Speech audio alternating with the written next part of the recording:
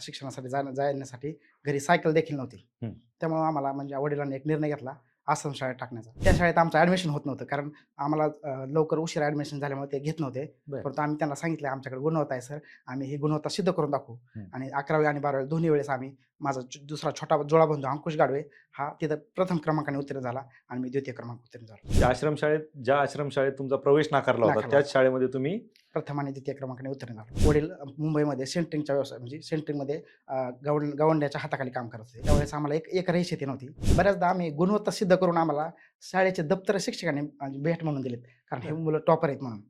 बऱ्याचदा शिक्षक पुस्तक घ्यायला द्यायचे, शिक्षक घरी भेटायला यायचे की ह्यांची परिस्थिती नाही. म्हणजे आम्हाला बऱ्याचदा पैसे कमी पडले तर गावातील सावकार लोकांकडून व्याजाने काढावं लागायचे. बरं. त्यांचं आम्ही मग व्याज, जसं वडील कामाला जायचे गवंड्याच्या हाताखाली, तिथून काम करायचे. उरलेल्या वेळात 5 ते 7 संध्याकाळी आल्यानंतर शिवणकाम करून जे कपडे शिवून त्याचा काय जो आर्थिक मोबदला येईल त्यातून आम्हाला शिकवायचे. म्हणजे स्वप्न इतकं मोठं ठेवलं होतं की आपण तिघे भाऊ क्लास 1 होऊ.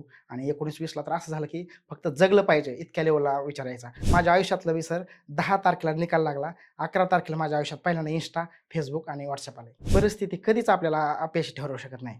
आपण त्या परिस्थितीला कसं सामोरं जातोय ह्यातच सगळं यश आहे. त्या मेसमध्ये मी वेटर होतो. मोठा बंधू जो एक्साईजमध्ये आहे, तो तिथं MDचा जो बंगला आहे त्यावर पाणी मारायला होता. आई-वडील त्या बंगल्याच्या कामाच्या अंतर्गत गवंड्याच्या हाताखाली काम करायचे.